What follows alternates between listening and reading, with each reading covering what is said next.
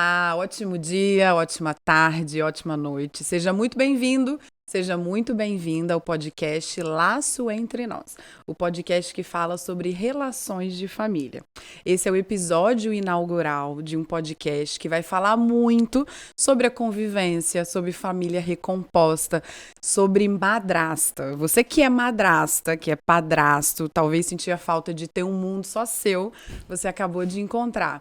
E claro, para você continuar recebendo esses conteúdos e saber dos novos episódios, não se esqueça de se inscrever no canal e também de seguir essa maravilhosa que me fez esse convite incrível de estar aqui, que é a Virgínia Luna Smith. Ela é advogada colaborativa, né? É importante falar. Muitas pessoas falam, o que é isso? Colaborativo, a gente vai falar sobre isso. Mestre e doutora em Direito.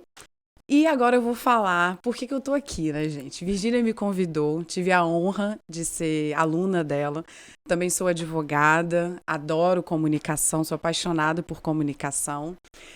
E eu aceitei com muito carinho esse convite de estar aqui. Primeiro que eu acho que a gente precisa falar sobre nichos específicos. Tem muita gente falando sobre direito de família, mas o direito de família comporta muita gente. E a madrasta, essas relações recompostas, como você fala, ela é tão específica. Ela tem um nicho tão específico que cabe em um podcast só dela. E eu lembro que quando você me dava aula, Virgínia, você tinha uma didática que eu adorava. Sabe o jeitinho de escrever o artigo? Ela colocava assim, artigo, vírgula, CPP. E até hoje eu uso isso, assim. E é muito legal falar sobre isso, porque a gente ensina mesmo quando a gente não tem o interesse fidedigno de ensinar.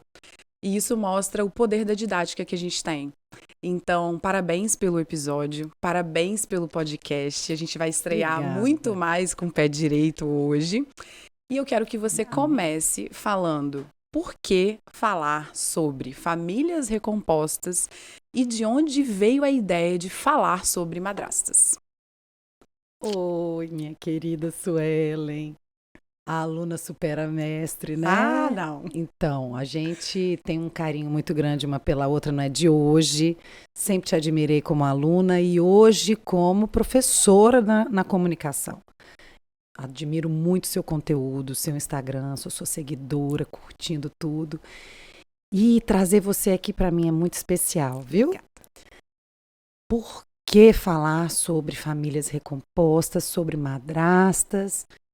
Porque a gente ainda tem muito o que reconstruir da imagem da madrasta.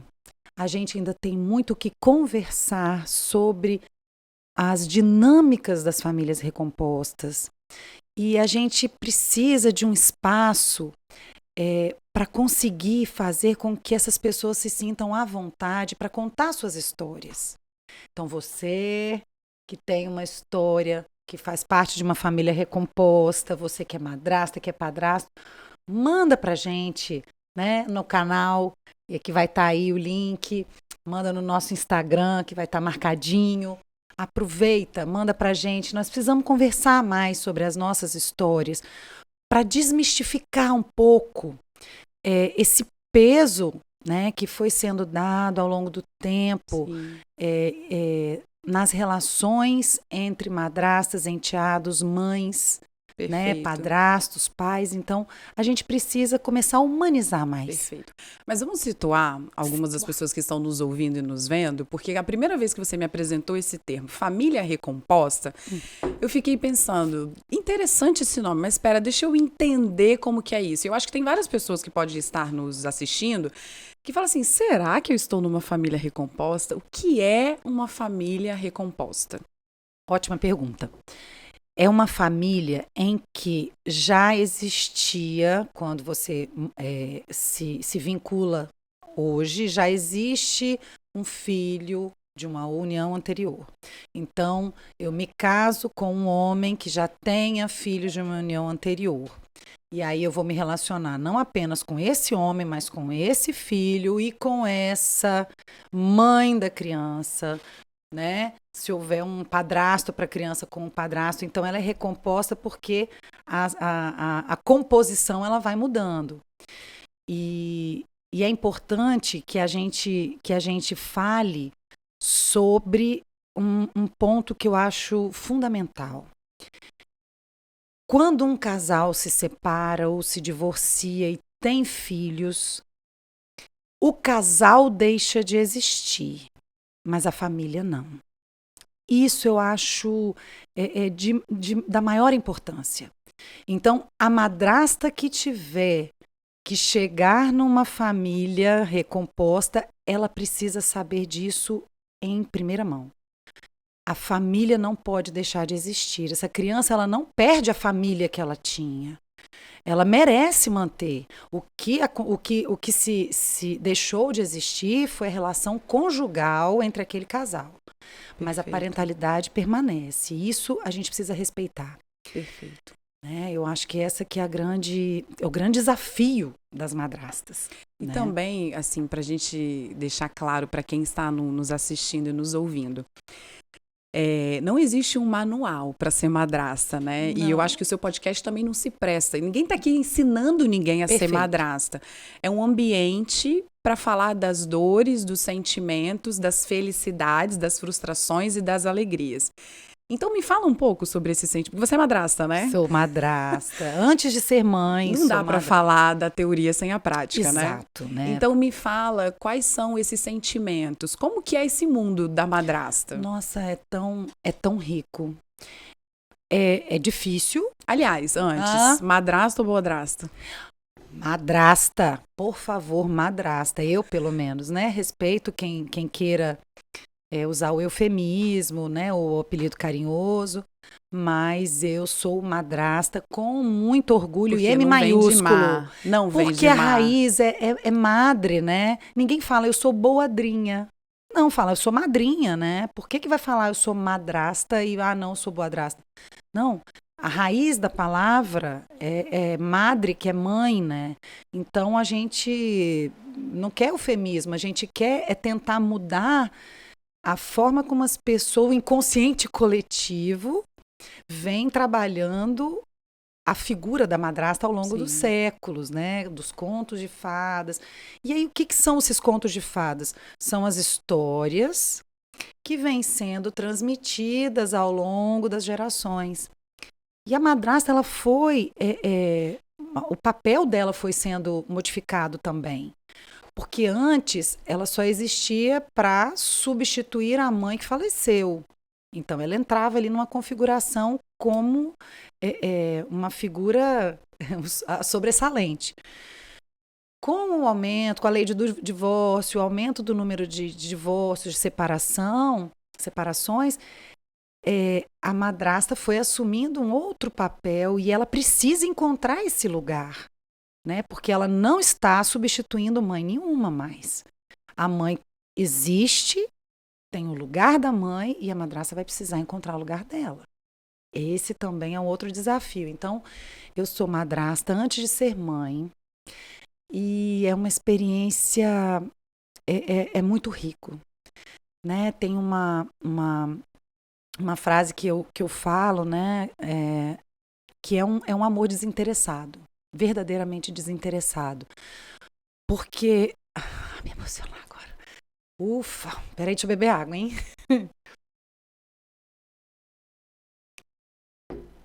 Porque a gente se importa, a gente ajuda a cuidar, a gente tá ali atenta, mas a gente sabe que a gente não é a mamãe. Então, a gente fica ali num lugar secundário. É como se a gente tivesse... uma posição que tem que ser muito discreta. A gente atua... Mas tem que ser discreta? Eu acho que a discrição no sentido de não querer sentar na cadeira da mãe. É nesse sentido, sabe? Porque a gente cai nessa cilada. Toda madrasta mãos à obra, sabe? Tem a aquele tendência perfil mais executor, aquele né? perfil de, opa, bora lá, vamos fazer, vamos cuidar. A gente cai nessa cilada de querer ser como uma mãe, como uma segunda mãe. E, na verdade, isso atropela as coisas, né? Porque pra gente acaba sendo frustrante. A criança tem mãe. E a mãe, ela não vai gostar e querer ceder o lugar dela para outra pessoa, né? Ninguém tá ali para substituir ninguém, né? Não. São espaços São diferentes. espaços diferentes e o lugar da madrasta é um lugar que ela tem que entender que é secundário. E isso, por isso eu digo que é desinteressado, porque assim, a mãe é sempre mãe, Sim. o pai é sempre o pai. Sim. Mas a madrasta, ela está. Ela não tem a mesma permanência. Ela está. Sim. Né? Enquanto aquela relação permanecer. E isso nos coloca numa posição muito vulnerável. Então, amar apesar dessa vulnerabilidade é muito forte. É muito forte. E ela é né? secundária em relação ao enteado e a enteada, mas não em relação à família dela. Sim. Né? Porque às vezes eu acho, enquanto você falava assim, eu fiquei pensando em várias situações, né? Porque é secundária em relação ao enteado e a enteada que tem a figura da mãe, que seja presente ou não, e tem a figura do pai, seja presente ou não, que não há substituição. Mas na família dela, ela não está desenvolvendo um papel secundário. E isso deve ser difícil, hein? Então, essa respondendo a tua pergunta sobre os desafios, né? A dor e a delícia de ser o que é. É um desafio você ser personagem principal dentro da sua casa, mas secundário em relação àquele enteado, aquela enteada, você se recolher. Sim. E você assistir como uma espectadora, uma figurante, uma espectadora, Sim. né? Não é o caso, mas assim, é uma figurante. Sim. Então, é um desafio. É desafiador e exige uma maturidade que a gente muitas vezes não tem. A maturidade emocional é muito difícil ter. A gente embarca, a gente se apaixona e aí a gente, né, fica cheia de idealismo, ingenuidade, um bocado de ingenuidade. Então, até por isso, hoje eu vejo que muitas coisas que eu fiz no início, eu hoje talvez fizesse diferente, né? Não em relação a cuidados e tal, mas em relação à postura mesmo. É muita paixão no início, É preciso a gente ter uma postura diferente, né? De muita sabedoria. Porque a gente tá sempre sendo observada. A madrasta, ela tá sempre... os olhos estão todos voltados para ela. O que será que ela está fazendo? Quais as intenções? Está tratando bem? Não está tratando bem? Então, a gente tem que ter uma sabedoria para lidar, para contornar, sabe? Sim. Então, hoje, nós estamos em 2025, pronto. 12 anos depois, eu vejo que muitas coisas eu faria de uma forma um pouco diferente. Porque os desafios são muitos. Você repara, a dinâmica de uma família recomposta, ela não é pai, mãe, filhos, os pais do pai, os pais da mãe. Ela tem pai, mãe, filhos, aí vem madrasta, vem a família da madrasta, vem padrasto, a família do padrasto. É muita gente cunhados, primos, primas. Exato. É muita gente interagindo, sabe? E é difícil para o enteado também, né? Entender esse lugar. Mas a gente vai construindo juntos e é para isso que nós estamos aqui, entendeu? Para conversar, ter essas conversas de famílias. Tem inúmeras situações que numa família nuclear, você, seu marido, seu filho, que essas situações seriam consideradas absurdas, mas que numa família recomposta, reconstituída, é natural. Não é que... assim, por exemplo, situações de ciúmes, que é muito comum. Eu acho que uma das dores das madrastas em relação a se sentirem mal por estarem com ciúme, sabe? Às vezes do enteado você fala, mas você está com ciúme de uma criança. Né? Qual mãe está com ciúme do filho ali? Em situações normais, você acharia isso absurdo. Mas a madrasta muitas vezes vai sentir muito ciúme de muitas coisas. E, aliás, não só ela, né? O enteado sente ciúme. O pai, às vezes, sente ciúmes. Então, a mãe, nem se fala, né? A mãe do enteado. Então, são dinâmicas muito complexas que a gente precisa conversar sobre isso. Precisa dar lugar a isso, Sim. sabe? E você reuniu tudo isso em um livro. Sim. E conta Quem me dera pra tudo isso, né? Um pouquinho, né? o início disso. O início, assim. E me conta, você escreveu um livro contando uma parte disso. Tem história no livro? Então, pois é, ó, Conversas de uma Madrasta com Seu Espelho Mágico é o nome do meu livro. Foi uma história muito interessante, porque eu fiz uma postagem num dia da madrasta. Ninguém sabe que existe, mas existe Que o dia da que é? Só pra gente madrasta. saber, assim. Primeiro domingo de setembro, tá? Quem tiver madrasta, comemore sua madrasta. Eu fiz uma postagem no Instagram. E uma psicóloga de Brasília que tem um perfil de madrastas que eu sigo, admiro, comento e aplaudo, mas não conheço pessoalmente ainda, ela me deu a honra de curtir e comentar o meu post. Eu fiquei me achando, né? Quando ela comentou, eu falei, nossa, ela comentou, Fiamma Ribeiro, ela tem um perfil chamado Novas Madrastas. E aí, quando ela comentou, eu agradeci e ela conversou comigo no direct. Gostei muito do seu texto, tem um projeto para fazer uma obra coletiva sobre madrastas, porque a gente precisa conversar mais sobre esse lugar da madrasta e tal. Você toparia fazer parte dessa obra? Eu topei, nem pisquei, sabe? E aí, quando eu mandei o meu texto, ela e a editora me perguntaram se eu não gostaria de escrever um livro meu. Elas gostaram muito do texto e me perguntaram se eu não queria escrever. E eu topei, eu falei, topo, mais uma vez, nem pisquei, topo. E fui escrever o meu livro solo, que eu conto, não tem uma sequência, capítulo 1, capítulo 2, você pode ler aleatoriamente. Mas eu conto ali os desafios,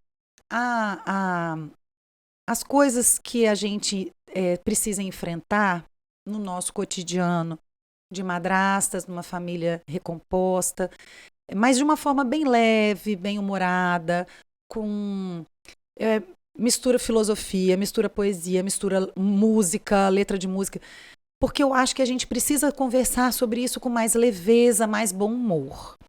Então, ele é um livro como se fossem crônicas, e eu uso o simbolismo do espelho mágico. Porque, embora a Branca de Neve não seja a minha princesa preferida, não foi na minha infância, mas a simbologia do espelho mágico me fisgou, e eu achei que a gente podia ter uma boa interação com esse espelho. Aliás, eu digo no livro que eu acho que a madrasta ela precisa ter essa interação com esse espelho, que é uma forma simbólica de dizer, olha, você vai precisar de muito autoconhecimento, você vai precisar de ajuda de uma psicoterapia, né? Você vai precisar do seu espelho mágico e saber conversar com ele, saber fazer as perguntas corretas. Não é para você obter respostas exatas, né? Sim. Mas para fazer as perguntas certas para esse espelho, sabe? Engraçado que enquanto você falava isso, eu fiquei pensando aqui, eu não tenho filho, né? Mas todo mundo que eu conheço que é mãe, ou que vai ser mãe, se prepara para ser mãe. Faz cursos. Como eu vou fazer esse neném dormir? O que eu vou fazer para sentir cólica? Se prepara para ser mãe. Mas para madrasta, não. Arrasou. Né? Você tá ali, tá aqui, ó. Temos um enteado, Arrasou. né, meu amor? Temos uma enteada. E é isso aí, né? Às vezes o pau quebra aqui, mas entra aí nesse contexto. Vamos lá. E não tem nenhum ensinamento, né? Não tem aula de parto. Então, para madrasta, né? Mas você sabe que eu tenho trabalhado com isso, justamente essa preparação que eu chamo de planejamento matrimonial, porque o planejamento matrimonial não é só você preparar a sua festa, né? eu acho que é muito mais você preparar como vai ser a sua união, como é que vai ser o seu casamento. Quais são os valores que vocês vão cultivar, né, nessa família? E, especificamente no caso de madrastas, eu acho que é muito mais importante fazer esse planejamento matrimonial, levando em consideração questões jurídicas também, questões patrimoniais, porque isso existe, Sim. sabe? Nós precisamos pensar sobre isso, conversar sem muita cerimônia, Sim. porque a gente tem pudores Ofende. de falar, né? Conversar sobre dinheiro, sobre patrimônio, regime de bens, né? Pacto antinupcial, a gente acha que só ricos e famosos devem fazer pacto antinupcial. E eu acho que combinado não é caro. Quando a gente conversa sobre isso e a gente planeja, a gente reduz muito as áreas de disputa. Sim. Então eu sempre aconselho, vamos fazer um planejamento matrimonial ou no caso que eu acho ainda quando tem filhos, né, os meus, os seus, os nossos, eu sempre aconselho, vamos fazer um planejamento familiar estratégico. Isso é massa. É uma ferramenta que eu utilizo com os clientes que eu falo, gente, se as pessoas soubessem o quanto isso pode ser útil para evitar esses conflitos, essas brigas intermináveis, as pessoas fariam mais isso. E a família anterior precisa estar nesse planejamento ativamente ou não? Então, o que eu acho bacana e o que é a advocacia colaborativa nesse caso, né? Que é o meu trabalho. Você faz um divórcio, né? Uma dissolução de união estável, você procura fazer de forma consensual. E nesse consenso, né? Nesse acordo, você faz um bom plano de parentalidade, que é estabelecendo que esse ex-casal agora vai ter tais deveres, tais responsabilidades, para que os filhos tenham a mesma oportunidade de convivência, a mesma oportunidade de participação dos pais na sua educação e na sua criação. Então, esse plano de parentalidade vai contemplar a vida da criança de acordo com a fase que ela tiver. Então, se for muito pequenininha ou se já for mais adolescente, você leva tudo isso em consideração para você dividir deveres, responsabilidades e convivência, né? Porque pai não é visita, né? Pai tem que conviver. Ele é um excelente pai, ele faz chamada de vídeo 2 vezes por semana. Pois é, olha isso. Então a gente precisa estabelecer esse tipo de plano de parentalidade. Sim. E esse plano eu sempre indico ser feito no divórcio minucioso ou na dissolução de união estável. E eu falo que quando entra uma madrasta ou um padrasto na história, que eles deveriam ter acesso a esse plano de parentalidade. Perfeito. Para eles saberem exatamente onde eles estão se metendo. Olha, meus dias de convivência são esses. Sou eu que levo para a escola e busco, ou sou eu que levo para o inglês, sou eu que faço isso. Porque eu vou entrar nessa dinâmica. Bem diferente de final de semana alternado, né, Bastante. Virgínia? E ainda que fosse só final de semana alternado... Se for isso combinado do casal, ok, né? Ok, se for, né? Mas eu digo assim, eu preciso saber em que terreno eu estou pisando.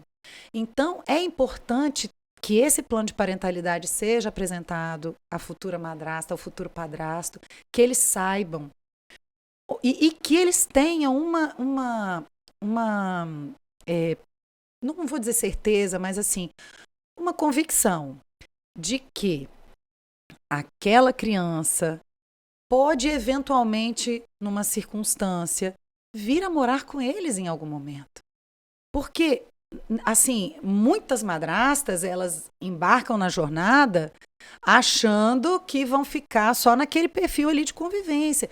Mas eu acho que nós não podemos descartar a possibilidade nunca de que em algum momento da vida a gente não sabe o dia de amanhã. Sim. Então eu sempre falo com elas, as madrastas clientes, eu sempre falo, conheça o plano de parentalidade e entenda que é possível que em algum momento essa criança, esse adolescente venha morar com você.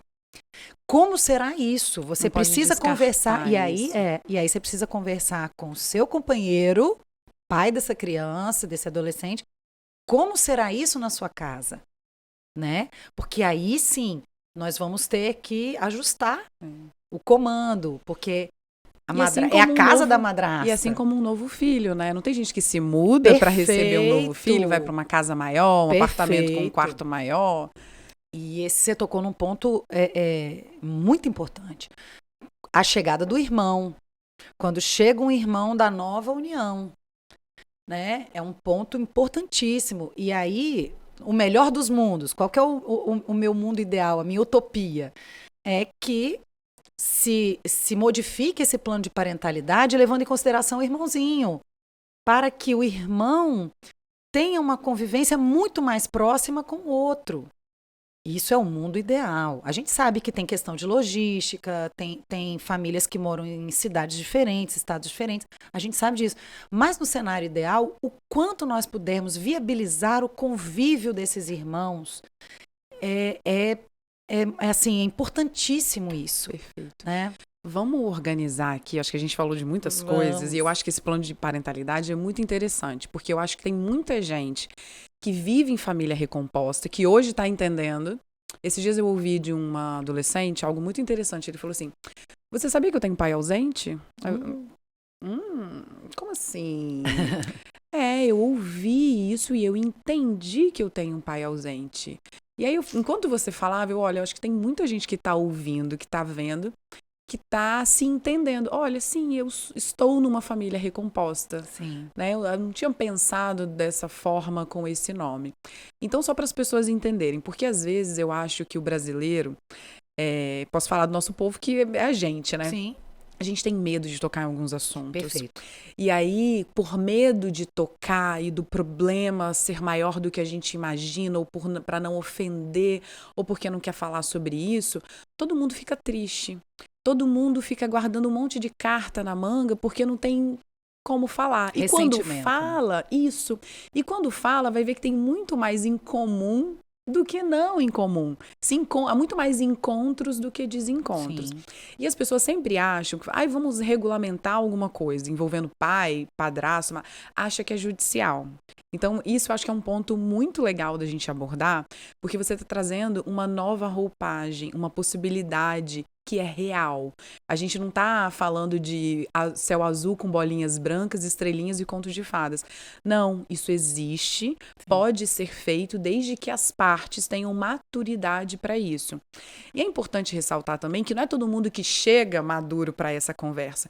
Você vai amadurecendo, porque às vezes tem questões que nem você sabia que era importante para o seu enteado dentro da sua casa.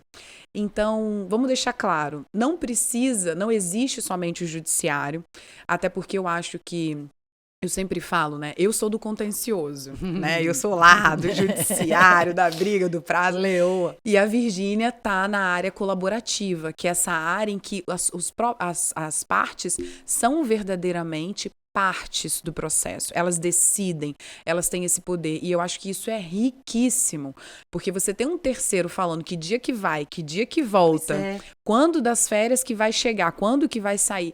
Eu acho isso extremamente agressivo. Essa pessoa sequer conhece a sua família, essa pessoa não conhece seu filho. E eu acho que a gente consegue construir esses acordos quando, de fato, é o que você falou, quando nós estamos dispostos a ceder. Isso é maturidade. Quando nós enxergamos que isso não quando eu estou cedendo, eu não estou perdendo, eu estou ganhando paz, eu estou promovendo uma infância, uma adolescência mais saudável para o meu filho. Porque eu vou dizer que eu sempre digo para os clientes, os meus clientes não são vocês que estão me contratando. Meus clientes são seus filhos. É para eles que eu quero trabalhar. Porque as pessoas, muitas vezes, o ranço da união desfeita, as mágoas, às vezes você vem de traição, de relações que tem histórias de abuso. A gente sabe que não é fácil, né? Mas a gente precisa entender que aqueles filhos, eles merecem apesar da ruptura do casamento dos seus pais, da união dos seus pais, eles merecem ter os pais, os dois, né? Então, é o meu trabalho. Eu falo, o meu cliente é o filho. É para ele que a gente tem que olhar. E é muito complicado em famílias recompostas você conseguir fazer com que as pessoas olhem para o que importa de verdade. Porque cada um fica ali lambendo suas feridas, cada um que tem uma lista de reclamação maior do que o outro. Até a afta é maior, né? E assim, são coisas que você muitas vezes vê que as picuinhas vão tomando conta ali do cenário. Mas, gente, será que não é possível a gente construir aqui um planejamento que atenda as duas famílias dentro das suas peculiaridades? Porque é o que você falou, o judiciário ele não está preocupado com peculiaridade, ele está preocupado com o artigo tal e vai se aplicar ou não aplicar. Agora, a sua peculiaridade, a dinâmica, a sutileza, existem muitas famílias atípicas recompostas, porque às vezes o que acontece quando nasce uma criança atípica, o casamento se desfaz, desmorona. O casal não dá conta, né? Então, é difícil. E a recomposição dessa família é ainda mais difícil, Mas, né? porque existem outros desafios Sim. a serem enfrentados, né? Com uma criança atípica ou com uma família que tenha situações assim mais de acidentes, de doenças. Então, a gente tem que trabalhar para promover, eu sempre digo, para promover um contrato, um acordo artesanal. E viável. Que ele vai ser feito para você, sob medida. É para isso. É eu entender a dinâmica. Então, assim, o meu trabalho, eu digo que o meu trabalho é artesanal. Eu vou entender a dinâmica de cada família. Eu vou construir uma primeira planilha para fazer um planejamento. A gente precisa saber. Olha, você quer uma coisa interessante? As pessoas, as famílias, elas não sabem identificar quais são os valores que são inegociáveis para elas. Então, quando eu às vezes pergunto quais são os seus valores inegociáveis, e ela fica perdida. Você sabe que né? eu e meu marido... E eu preciso construir isso, porque é o que eu digo, quando a gente tem um porquê, né? Eu digo não, na verdade Nietzsche disse, Viktor Frankl recuperou isso aí, né? No Em Busca de Sentido. Quando você tem um porquê, você suporta todos os comos. Eu amo essa frase. Você precisa saber para que você está fazendo isso. Então, você suporta o processo. Então, eu entro numa família recomposta, eu sou madrasta. Eu suporto o processo e as dificuldades que elas vão aparecer, porque eu sei que existe ali um propósito maior, valores que eu estou construindo com meu companheiro, com a minha família, né? Perfeito. Eu ia falar, meu marido, antes da gente casar, eu lembro que eu conversei com ele numa padaria, eu falei assim, o que é inegociável para você? Ótimo. Ele falou, como assim? O que é inegociável? O que você não faria? Você jamais sairia do Brasil para acompanhar alguém? Você jamais sairia do Espírito Santo a trabalho? Você jamais moraria longe da sua família? O que é inegociável para você? Pois é. E aí ele falou, não sei. Oi, tá vendo? Então, vamos pensar sobre isso, porque os nossos inegociáveis precisam ser próximos. E coincidir, né? Tem que coincidir, porque imagina se o meu inegociável eu jamais moraria longe da minha família. E o dele eu quero rodar meu sonho o mundo. Exatamente. Então, são inegociáveis muito complicados e distantes e que a gente pouco fala. Tem algo que você falou também que eu achei muito interessante, que é da situação jurídica que as madrastas se encontram e às vezes não sabem. Às vezes pelo medo de falar, não digo medo de uma relação abusiva, mas eu digo medo de ofender, porque falar sobre patrimônio é sempre ofensivo, né? Só que tem algumas questões que precisam ser ditas. Por exemplo, aqui nós somos advogadas, né? Então vamos começar a falar aqui, mas sem juridiquês. Quando uma pessoa se divorcia e ela não faz a partilha daquele patrimônio anterior do casamento, ela pode se casar novamente, mas é imposto o regime da separação de bens. Então uma madrasta que se casa com alguém que não fez partilha, às vezes ela sabe no cartório que o regime dela não é daqui para frente é tudo junto, é separação de bens porque não partilhou lá atrás. como assim? Que é isso? Pois Peraí. E ela fica sabendo ali. Aí vai falar, não vou assinar.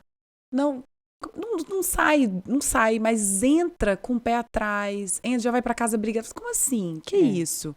Como que isso não foi falado? Ou então, a pessoa separou lá no juiz, não levou no cartório, não pode casar de novo porque ainda é casado. Várias questões, e é muito interessante, por exemplo... Isso mexe com a gente emocionalmente, mas também de segurança jurídica, né? Muitas vezes, em função da experiência anterior, do casamento anterior, os casais optam pelo regime da separação de bens, tendo feito tudo certinho, optam pelo regime da separação de bens, mas às vezes a mulher, a madrasta que está chegando de primeira viagem, quando ela não tem um casamento anterior, por exemplo, ela está chegando novinha ali na história e ele já tem uma bagagem.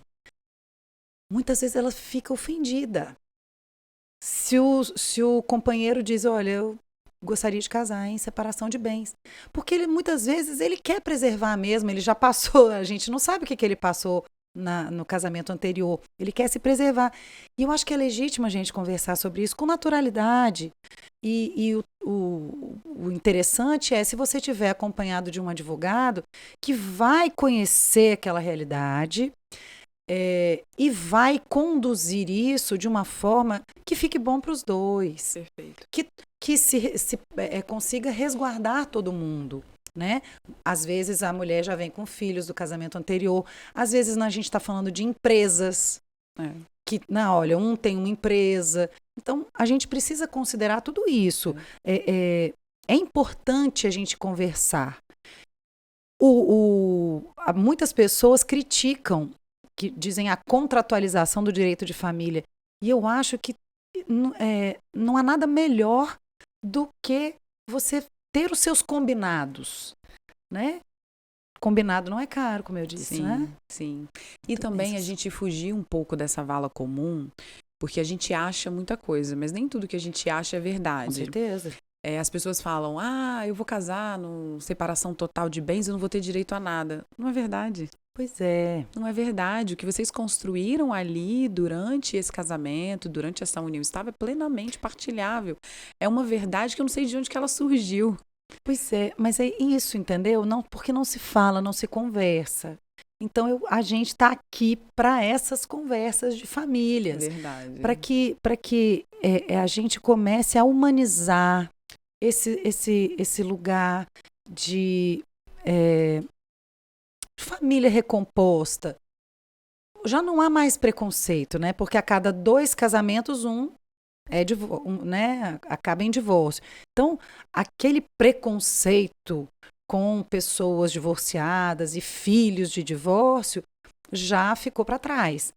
Hoje, o que a gente precisa é dar lugar, é falar sobre as dificuldades, é entender, é desmistificar muita coisa. Então, por exemplo, uma questão que eu acho importantíssima também, espera-se da madrasta amor de mãe pelo enteado. Por favor, não façam isso. Não façam isso com a madrasta. É muito. Se essa criança ela for recebida com carinho, se ela for acolhida, se ela for tratada com respeito, que bom. Se ela encontrar um lugar de pertencimento naquela família nova, né? Como eu digo assim, brincando, se tiver porta-retrato com ela espalhado na casa, se tiver o cantinho dela lá com as roupinhas, isso é maravilhoso. Vamos parar de colocar um peso a mais nas relações, né? Essa cobrança em cima da madrasta, né? Tratamento igualitário. Olha, se a madrasta tem filho, tem que tratar igual. A gente não trata igual nem filho nosso, né? Irmãos do mesmo pai, da mesma mãe. Isso é polêmico. Você está querendo dizer que a minha mãe tem um preferido, então, né? Eu quero dizer, todo mundo tem preferido, você que não sabe. Brincadeira. Mas sabe o que acontece? A gente vai precisar fazer essa modulação de acordo com o temperamento, as características da personalidade de cada criança. Sim. E isso não significa que você está fazendo distinção de afeto, tá falando que você tá precisando modular. Sim. Então, uma criança que ela já é mais maleável, mais resiliente, essa criança vai precisar de que você interfira menos, mas a outra, que ela é mais, talvez mais voluntariosa, você vai precisar atuar mais junto à personalidade dela. Então, essa cobrança é muito pesada. Sim. A gente precisa deixar que as madrastas consigam ter um lugar de acolhimento para esses enteados. E deixar acontecer naturalmente. Isso, porque leva tempo. As relações nas famílias recompostas levam tempo, é uma outra diferença. Não se torna mãe amando aquele filho incondicionalmente. Precisa de tempo. Mas é visceral, mas é uma coisa que ela mata e morre, né, pelo filho dela. A madrasta, ela tá no meio do caminho ali, tem que dar tempo para ela. Então, eu sempre digo, gente, vamos parar de idealizar, vamos parar de ter dó. Vamos começar a admirar, olha que bom, tem um lugar, né? Se esse enteado tiver um lugar de carinho, de acolhimento, de respeito, isso já precisa ser reconhecido. Sim. E aos poucos as relações elas vão se construindo, elas vão se aperfeiçoando. Sim. Porque quando a gente coloca muita expectativa, muito peso, a gente deixa, a gente vai asfixiando, né? Sim. Eu fiquei pensando numa questão aqui. A todo momento que a gente fala sobre família recomposta e sobre madrasta e enteado, sempre me vinha à cabeça a palavra criança e adolescente. Mas existe um número grande de divórcios cinzas, que são as pessoas mais velhas se divorciando. Então, existe também madrastas nesse novo ambiente, uma madrasta de 55 anos, de um enteado de 28 anos. E que vai passar pelas mesmas dificuldades, então, ou não? Ou você acha que é diferente? É diferente, Su. Por quê? A madrasta de uma criança, ela vai enfrentar situações de educação. Ela vai ter que lidar com o cuidado básico, né? Ali na casa. E ela vai enfrentar desafios referentes à educação de uma criança em duas casas diferentes. São desafios. Porque dificilmente você precisa estar muito afinado, ter feito um bom plano de parentalidade, um planejamento familiar estratégico muito bem feito comigo. Brincadeira, mas é verdade. Para que as casas tenham essa consistência e coerência juntas. O que a gente mais vê é que os perfis são diferentes e a criança vai respondendo e reagindo a isso. Então, muitas vezes, tem uma casa que o perfil é mais permissivo, e aí na outra, quando ela chega com esse perfil de pode tudo, né, o céu é o limite, na outra casa em que a família tem limites seguros, ela vai oferecer resistência. E vai dar dor de cabeça ali. Sim. Então, um enteado com 25 anos, ele já está na vida. Ele aparece em almoço de família, em datas especiais. A criança e o adolescente, eles vão exigir uma postura ativa da madrasta, mas, ao mesmo tempo, como eu disse, ela em situação assim de discrição. Ela atua dentro da casa dela, mas ela tem que entender que o lugar dela é secundário. É o desafio, sim, né? Mas você acha, eu fiquei pensando aqui agora, mas você acha que o desafio patrimonial dessa madrasta, desse divórcio cinza, ele é maior? Porque a gente comumente também acha que, assim, quem tá chegando para se relacionar com alguém mais velho quer dar o golpe. Ah, sim. Né? Tipo assim, pai, abre o olho. Como assim você vai fazer união estável? Como assim vai casar de novo? Você conheceu agora essa pessoa? Sim. E talvez a madrasta, e assim, mirabolando aqui. Talvez a madrasta que chegue quando essa criança ainda é pequena, ela participa tanto ali, parece que ela ganha, entre aspas, o direito de ter direito ao patrimônio que ela está construindo junto. Sim, né? Faz sentido o que você está dizendo. Você acha que existe isso? Existe. Na verdade, eu penso que são desconfianças diferentes. A madrasta, que ela entra numa família recomposta para atuar, né, com crianças e adolescentes, enteados que são crianças ou adolescentes, a desconfiança que pesa sobre ela é como é que ela vai tratar essas crianças, né? Tô de olho nela. Toda vez que a criança volta, revista a criança todinha. Fica perguntando sempre se te tratou bem, se isso, se aquilo. Então, a desconfiança de uma madrasta de criança e adolescente é em relação a cuidados, tratamento. A desconfiança em relação à madrasta de divórcio grisalho é em relação a ela ser golpista. Mas será que ela é caçadora de patrimônio, né? São desconfianças diferentes.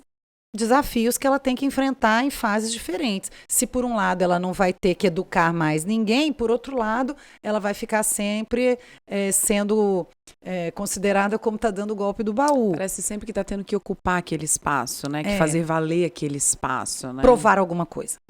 Provar que é merecedora de, né? Então isso sim. A madrasta, ela tá sempre tendo que provar que ela tá em dia com o cartão madrasta do bem. Mas sabe o que eu fiquei pensando, assim? Não que eu queira colocar em caixinhas, né? Porque eu acho que não existe isso. Mas será que existe um checklist, assim, pra madrasta? Ou, porque a gente fala, eu mesmo, né, falei aqui agora, eu falei assim, poxa, a gente aprende, tem curso para ser mãe, para parto, para dormir, para cólica, para aquilo, e ninguém fala nada sobre madrasta, assim. Então, o que você poderia falar para a pessoa que está conhecendo alguém, está entrando num relacionamento, está entrando mesmo para se aprofundar, ou só está conhecendo alguém que sabe que tem um filho? E às vezes eu acho que a pessoa fica, será que eu pergunto como é esse negócio, como é que é a mãe, como é que funciona isso? Como é que você acha que tem que ser essa introdução dessa madrasta nessa família e com essa criança? Porque às vezes eu fico pensando assim, eu sou bem pra frente, né? Meu estilo é bem comunicadora. Eu falo, gente, eu já ia querer conhecer essa criança. Por que eu não conheci essa criança ainda? Eu não sou boa bastante? O que tá acontecendo aqui? Respeitar o espaço de quem? O espaço tá ótimo aqui, né? Cabe muito mais gente. Vamos. E aí eu fiquei pensando, como é que é isso, assim? Como que você acha que tem que ser esse início para ele começar bem? Existe isso? Eu acho que existe, Su. Que pergunta boa e dificílima de responder. Vamos lá. Não sei se teria um checklist, mas se eu puder orientar essa madrasta nova, essa futura madrasta, né? Na hora em que ela estiver apaixonada e o camarada fala assim, olha, eu tenho um filho do meu casamento anterior. Então, se eu puder soprar no ouvido dela, olha, a primeira coisa que você precisa entender, a ex-esposa ou a ex-companheira e essa criança continuam sendo uma família. Você vai ter que lidar com a existência da ex-companheira ou ex-esposa dele com sabedoria. Porque é contraditório, mas é primordial que essa madrasta entenda. O melhor dos mundos para essa criança não é tão confortável para ela, que é esses pais mantendo contato frequente, cordial, para conversarem sobre as necessidades dessa criança. Então, os pais vão participar das atividades escolares. O que for possível, aniversário da criança, se for possível, né? Se não for uma relação que não houver a menor possibilidade de contato entre o ex-casal, tudo bem. Mas eu sempre recomendo, façam a aparição juntos. Tirem fotos, registrem isso. Não é eu acho que isso é fundamental para que essa criança ela tenha memórias de que os pais a colocaram em primeiro lugar, de que os pais, aquele casal se divorciou de forma digna, e, como pais, deram dignidade a ela, sabe? Então, a primeira coisa que eu digo a essas madrastas, entendam que há uma família. E entendam que vocês vão estar sendo observadas o tempo todo, mas que o tempo é o senhor da colheita. Façam.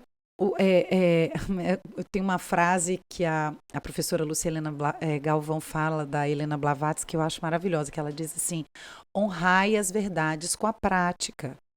Então, a sua verdade no seu coração, você precisa honrar com a prática. Então, seja uma pessoa bacana, entenda que você está ali para somar. Né? Essa é a grande, eu acho que é a grande sacada para a madrasta que está chegando. Perfeito. Ela está ali para somar. Ela não pode dividir. Perfeito. Né? Ela não pode dividir. E tem uma coisa que você falou agora da foto. Né? A madrasta que está chegando da foto. Eu lembro que a gente falando sobre a parentalidade, sobre os termos, sobre tudo isso. Eu lembro que você me contou e eu já puxando para o contencioso, falei, isso é cláusula de não barraco, Virgínia. Falei, o nome disso é cláusula de não barraco. Que eu lembro que você falou assim, Su, a gente pode desenhar tão bem tudo isso dessas famílias recompostas de uma maneira tão legal e de uma maneira tão verdadeira que pode-se chegar ao consenso de não postar novos relacionamentos. Durante um tempo. Durante um tempo. Para quê? Para preservar a criança, o outro que ainda dói, que ainda tá magoado, que ainda não tá no mesmo nível de término do que a outra parte, né? Isso eu achei interessantíssimo, mas quero o nome, tá? Então, cláusula não barraco. Você já batizou no seu, né? Então, eu sempre penso em situações que a gente possa preservar a criança, que eu disse, o meu cliente e a família.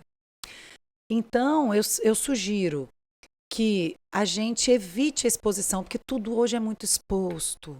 Tudo hoje está nas redes sociais, é muita mãe expondo a situação dos seus filhos, falando do pai lá para todo mundo ouvir e tal.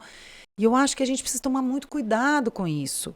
Que é importante durante um período a gente manter alguma discrição. E sobre o checklist, né, que eu fiquei pensando, uma das coisas que eu sempre recomendo às madrastas, tá lá no livro também, prudência. Prudência, chega devagar, sabe? Porque já quer logo conhecer a família, já quer logo saber. Essa ia ser eu acho. Então, mas segura Vamos, o tchan. Marca todo mundo. Pois é. Pega uma mesa de 20 pessoas. Olha, eu até escrevi isso no livro, sabe? Família é terreno sagrado. Mesmo que ela tenha ali sofrido aquela ruptura daquele casal, mas é um terreno onde habitou esperança. Sim. Ali teve um amor que para nós pode ser desengonçado, mas que aquela família viveu. Cada família funciona. Então a gente precisa ter respeito, muito respeito, para poder entrar e ter essa consciência de que a ex faz parte. Ela faz, sabe? Então é uma postura que eu acho que a gente vai precisar de sabedoria para entender.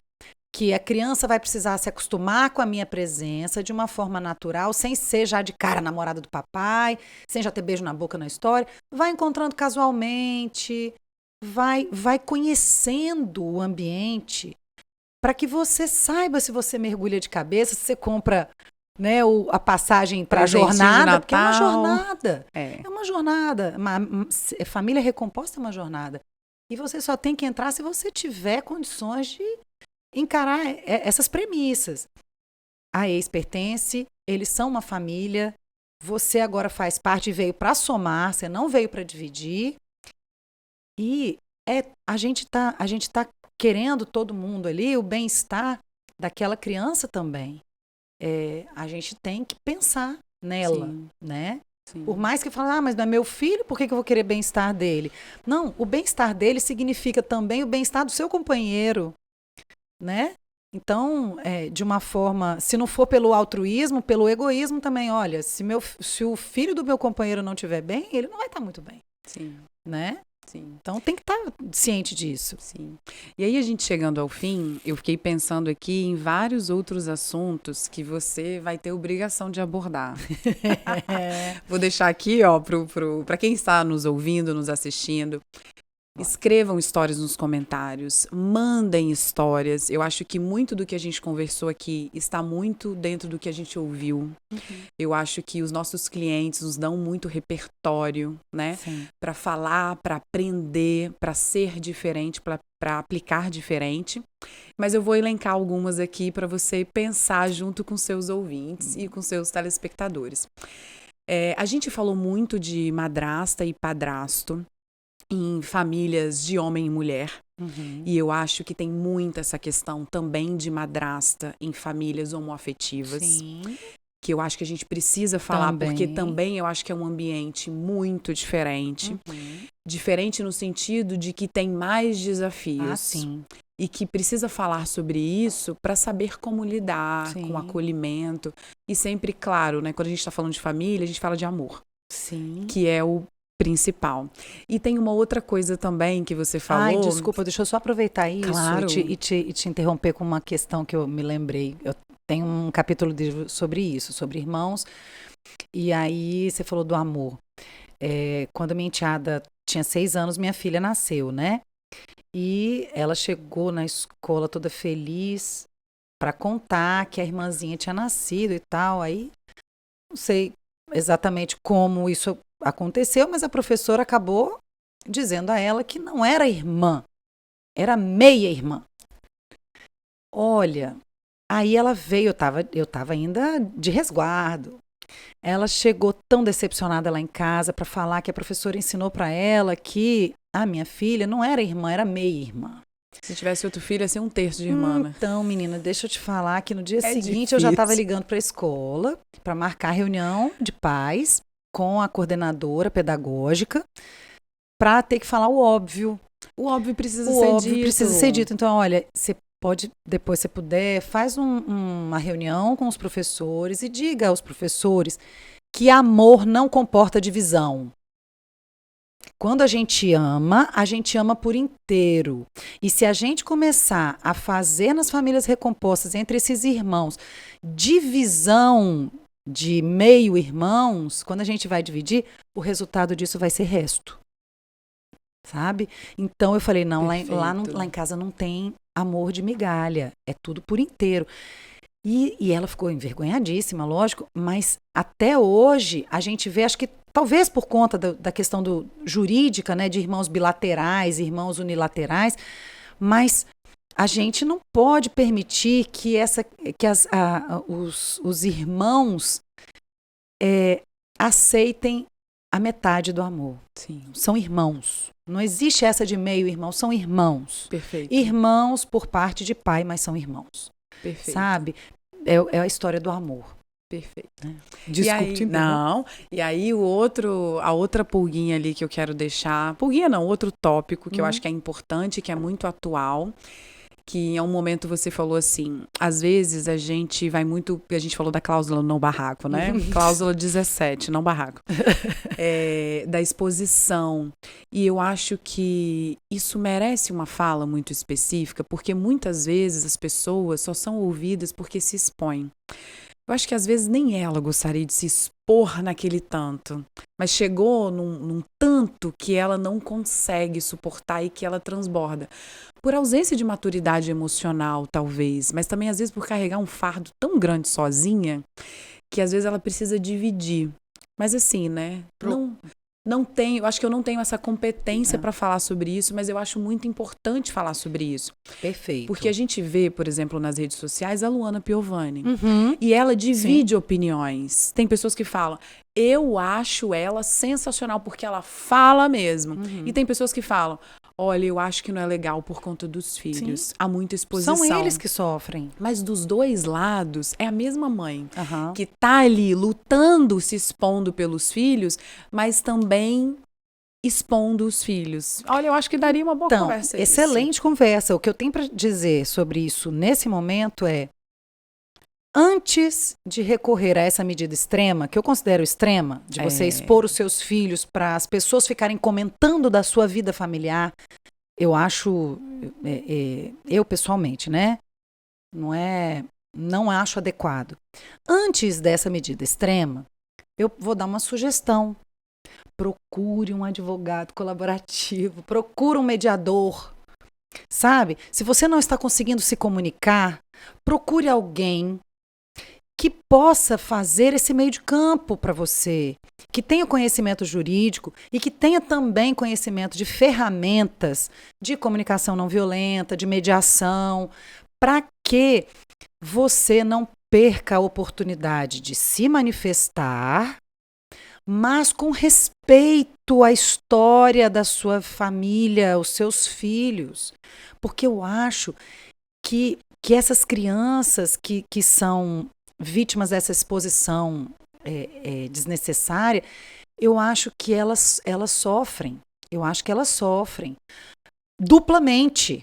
Elas sofrem pela reclamação, que muitas vezes é legítima, da mãe, né? Elas estão sofrendo, às vezes, uma situação familiar e ainda sofrem porque na escola todo mundo vai comentar, porque no bairro todo mundo sabe, e a história delas se torna objeto de fofoca. Perfeito. Né? Então eu penso, procure um mediador, procure alguém que queira construir, sabe? Se não for possível, se você tiver tentado, disposta a ceder um bocadinho ali para o outro, ceder outro bocadinho, se isso não for suficiente, aí talvez você ponha a boca no trombone, mas antes vamos tentar o diálogo. Sim. Tá faltando isso, sabe? A gente tá usando muito o olho por olho, ao invés de usar o olho no olho, né?